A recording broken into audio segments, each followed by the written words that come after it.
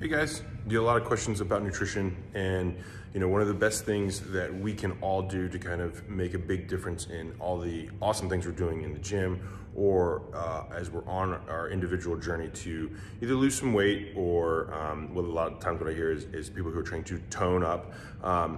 Especially, this is something that goes through my mind every time we finish a spring break.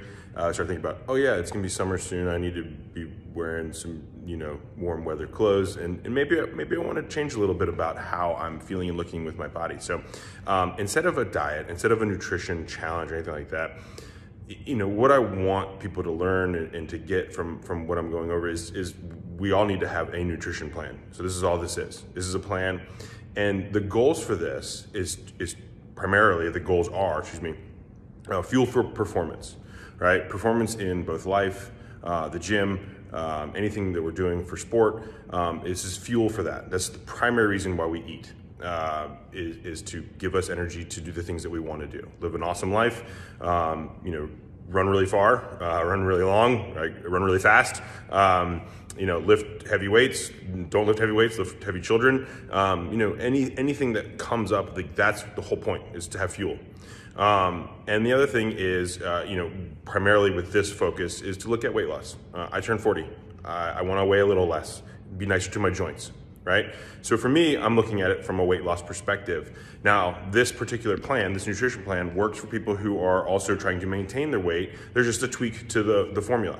If you want to bulk, right? Most of my high school boys, they want to bulk. There's a little tweak to the formula. But right now, from the goal of this, right, fuel for performance and a little bit of weight loss, that's why we're doing this.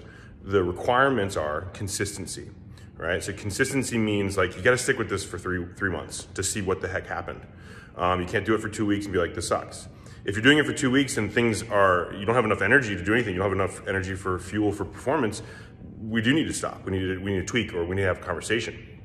The other thing you need to do, the other requirement you need to do, is be accurate. Record that what you eat.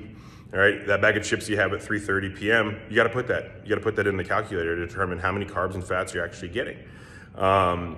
And you have to be accurate about the macros and the calories you're trying to reach. So when someone comes to me and says, hey Carl, I've been doing this for 2 months, and I really, I've lost 5 pounds, but I'm not super pumped about how quickly things are going.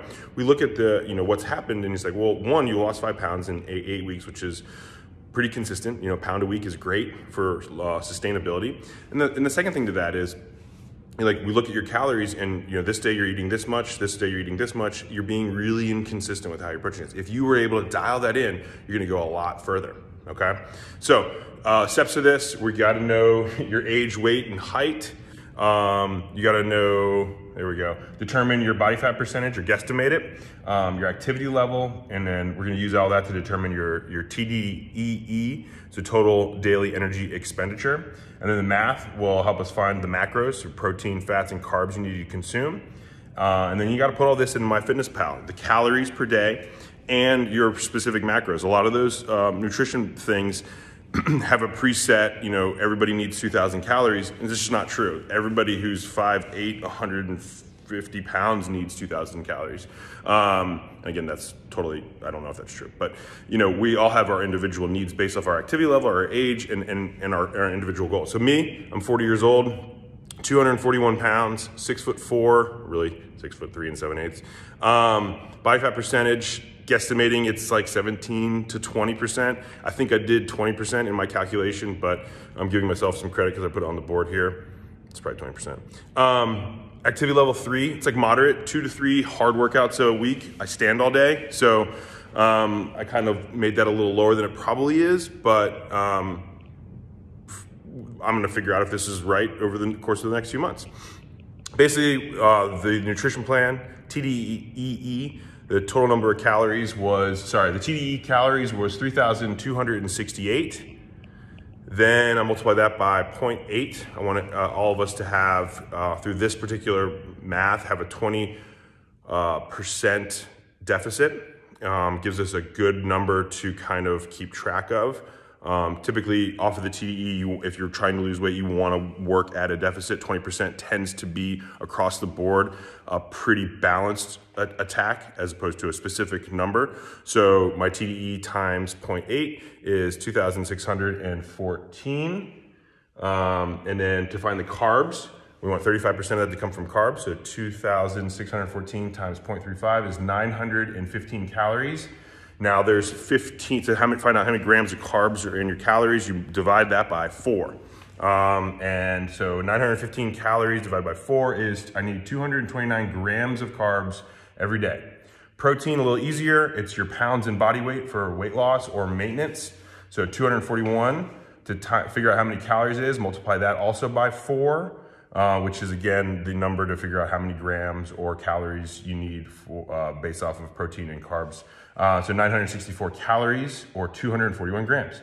So I need 229 grams of carbs, 241 grams of protein. Then the rest is fat. So 2614 minus 915 and 964 is 735 calories. If you want to know how many grams it is, you divide that by 9. Fat is a little bit more nutrient dense than proteins and carbs. So that equals 82 grams of fat every day. Guys, this is a quick little conversation about this. I hope you use it to kind of determine your math. Please reach out after you've done that to let me know, what your numbers are and if it makes sense. All right, have fun with this. Bye.